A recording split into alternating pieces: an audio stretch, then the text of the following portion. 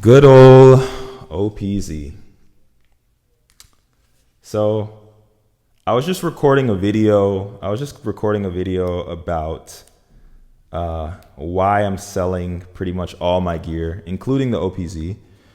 But the OPZ is the only piece of gear that I have that I'm like, maybe I won't sell it. And the only reason I say that, there's a couple reasons why I say that. First, sentimental value. This thing is like my first piece of gear. My first piece of my first introduction to the music production world outside of Ableton.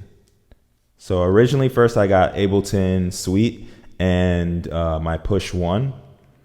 And so it's like I had experience with that, with Ableton and the Push 1, but it wasn't until I got the OPZ that I actually started getting experience outside of that, like with different groove boxes and just stuff like that. And the reason why I got this thing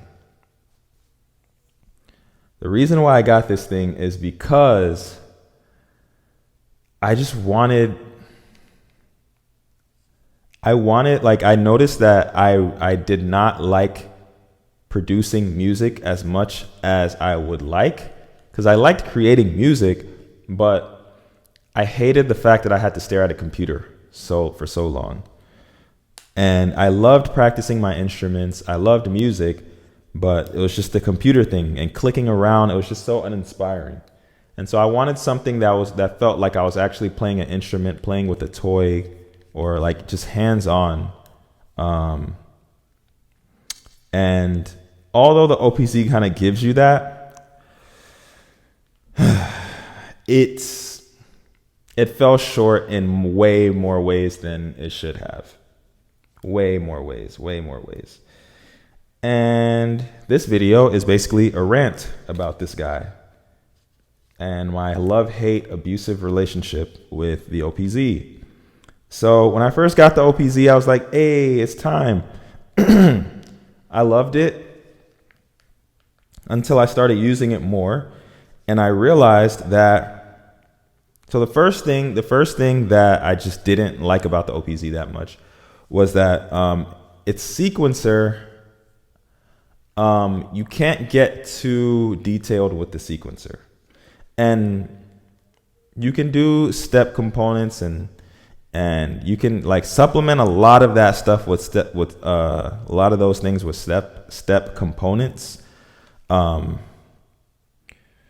But there's the fact remains that each one of these is a step, and you can increase this or decrease this by either doubling the amount. Like you can basically make this more than 16 steps, and it makes the sequencer move slower. But even though the sequencer moves slower, you can't access the beats in between the steps. And I was very naive when I bought this because I was expecting, it was my first piece of gear. The way Teenage Engineering kind of marketed it, they basically said, or they were basically marketing it as the dream machine, the thing that can do everything in just a little thing, a little piece of gear. And when I got it, I was basically expecting, and like I said, naivety, or is naivety a word? But I was expecting the flexibility of Ableton. I was a novice. Don't flame me, or you can flame me if you want. I don't care. I was a novice, and I was expecting the flexibility and the power of Ableton right here. And that's just not the case. It's just not the case. Everything is just not, it doesn't really work that well in terms of like the flexibility. It is pretty flexible. However, I started realizing, man, these synths, it's basically like, it says that it does everything, but in my opinion, it does everything very mediocrely. Besides like sequence, I feel like it's a pretty strong, like if you're truly going DAWless, like if you're like DAWless as fuck and you got like all your pieces of gear, you got like 16 pieces of gear, and you wanna basically control everything with this. I feel like that's when the OPZ is strongest. I feel like that's when it makes the most sense to really be in love with it, because its effects, meh. Its sound engine, meh. Its sampling capabilities, meh. Its sequencer, godlike. And so, but the thing is, you have whack sound engine, whack sampling, whack effects, but you have an amazing sequencer. So what does that tell you to do? Don't sequence on this shit. Sequence other shit that sounds good. You know what I'm saying? So that, and then not only that, another thing that makes it so, like, that makes that theory even more true is that the OPZ, now it's a little bit easier because they made this line module that I also have, because I tried with this guy. I really did. But this line module came out last year, and the OPZ came out in like 2018. OPZ came out in like 2017 or 2018. I'm pretty sure. And this line module didn't come out till last year. So all that time, it was a pain in the ass to get whatever you create on the OPZ and get it in the computer, or like record it so that you could post it on SoundCloud or whatever, wherever you want it to go. Not to mention the sounds suck. So, you know, it's more, and I get that you can put your own sounds on it, but I still think that I could still hear the decrease in quality of the sound when I would sample things. So, in order to get the sounds off of the OPZ, you needed like a converter. You needed some type of converter, because like this, I'm trying to remember exactly, because it was just such a pain in the ass. Like you had to get into the computer, you had to essentially mute each track. If you wanted the tracks individually to mix, you had to kind of like mute each track, play one pattern in for the whole song, recording it into a DAW that, first of all, you then had to get a splitter so you could come out of here and go into your mixer, and then you had to do some weird panning shit so some of the shit didn't disappear. And then you had to mute and record the tracks one by one, because there's no export feature. There's no song export on the OPZ. And that was one of the moments where I was just like, teenage engineering, are you serious? You gave me this thing that can make these songs, and I can't get the songs off of it. I can't upload the songs without wahala, without hassle. That's crazy. But my thing is, but then like I said, the line module came out. Now you can do that a lot more seamlessly. It's still not optimal, but it's way, way better. But like I said, that came out last year. So that whole time, like, it's bullshit. And then there's like Ableton templates and stuff like that people have made. I made one to basically use the OPZ to operate different tracks in Ableton, so that you can kind of use Ableton. You can use the OPZ to control Ableton, and you could get the fluidity of the sequencer while using your sounds and synths and stuff in Ableton. But it's just like, okay, now you're back at the computer and you're spending hours creating that template, because that template, you have to kind of keep tweaking the template. Like it wasn't a seamless process, and it was still a little bit weird. It was just a little bit weird. I'm not gonna lie. There were some weird things about it. What else? I'm just like, what else? Oh, the shit, like the build quality. The build quality is the thing that people complain about most with the OPZ, but it tends to be the thing that I complain about the least. And I think that's just because I had one of the lucky OPZs that only bended a little bit. It still bent like hell, and it still has crazy double triggers. But I use it to sequence anyway. I'm not the type of person. I'm not like trying to. At first, I thought I was gonna realistically play like keys on here, but then you get it and you're like, bro, I'm not gonna play keys on this. My big ass fingers. So yeah. So the build quality. You add all those limitations, all that bullshit that I just explained. And then you add in the build quality and how the shit bends and how it has double triggers, and like some people's like bend so much that they can't even use it. Some people have banana OPZs, like, and then they charged you $600 for it. And honestly, like, I used to be such a huge Teenage Engineering fan, and I'm just not anymore. I'm just not.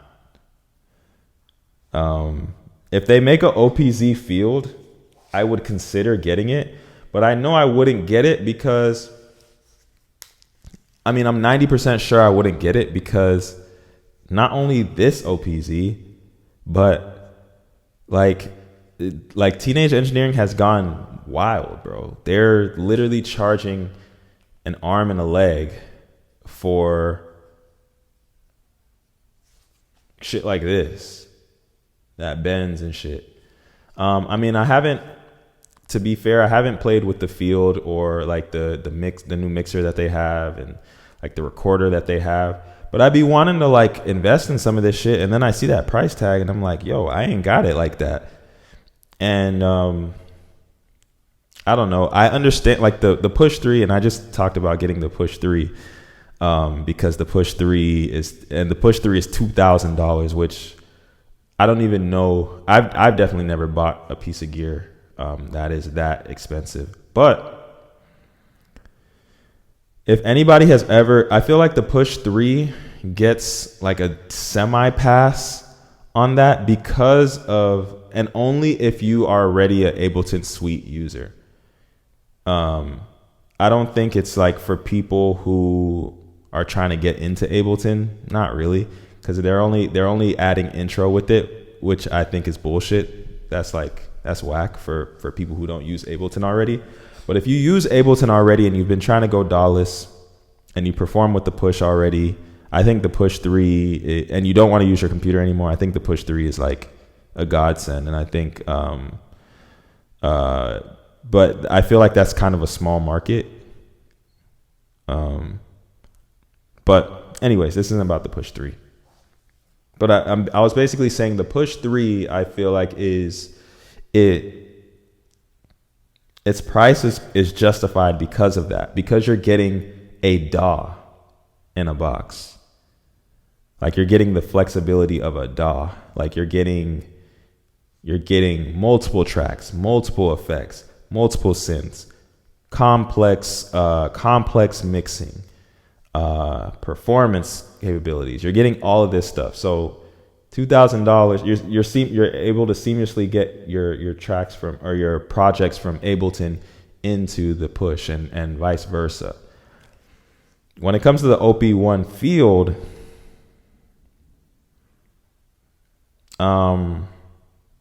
you don't get that. And I know that the OP1 field has its own perks and shit like that and workflow, and it's really up to people's preference, but I feel like the OP1 field, that mixer is so expensive. I don't remember how much they are, like everything is. But everything that they're selling in this field series is like well over $1,000. And I'm like, bro, $1,000 for a recorder? A recorder? Like, I haven't even looked at what the perks are, but I was just like, bro, it's a recorder. I was actually thinking about getting it because I was like, I could use a cool portable recorder, to record like my live sets and stuff like that. Even though I feel like I could do that with the SP if I run the push 3 through the SP, and then like have the resample mode on, or have record on, and I could just run my live set into one of the pads and then record it like that, then export it easy. So I feel like that I could do it like that, but god damn, bro, like thousands of dollars for a portable recorder. I don't know. I gotta check and like see what's up with that. But I was like, yo, I'm not fucking with that. And then the I don't remember, at TX6, TX7, something like that mixer, same thing. I wanted a portable mixer, but I was just like, man, I have the K-Mix right there. The K-Mix is decent. I just hate that I can't record with it. Or I just hate that I can't record into it. Because everything I'm about is just doing it without a computer. Computers are heavy and they're expensive, and if you can do your thing without it, you're gonna need it eventually. But if you don't need it most of the time, I think that's very valuable.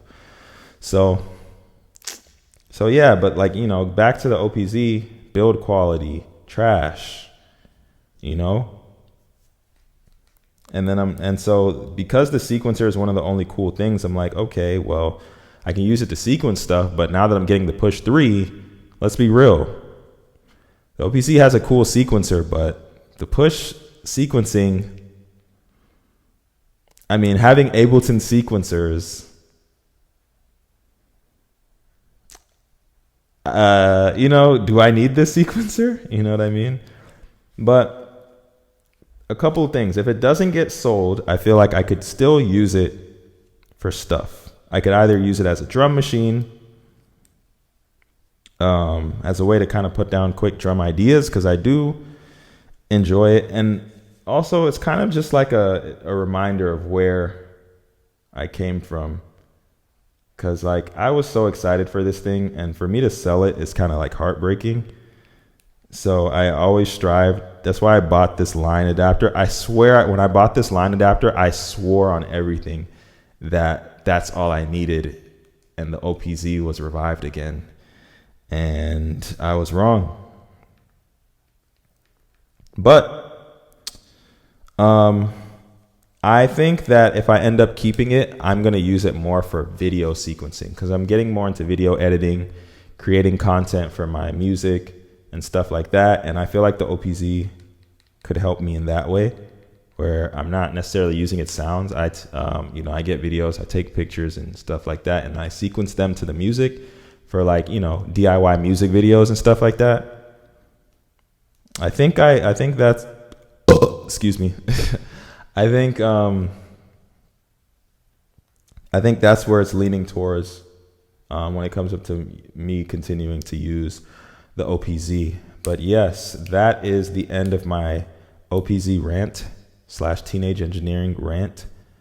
But yeah, let me know. I'm currently wanting to get rid of this for like $450. I mean, it comes with the line module, which is $150, and the OPZ costs like $600. So I think $450 is a solid deal. However, if people don't even want to buy this. People are having a hard time selling their OPZs for $300, which to me is nuts. But I understand and I get it. Not to mention the encoders pop out and shit. Like, it's just overall, bro, they should have did better with this device. But, I'm going to see what I can do with it. Either way, I'm getting the push 3. And I feel like once I get the push 3, as all people inflicted with gear acquisition syndrome say, I will not need another piece of gear ever. And I truly believe that this time.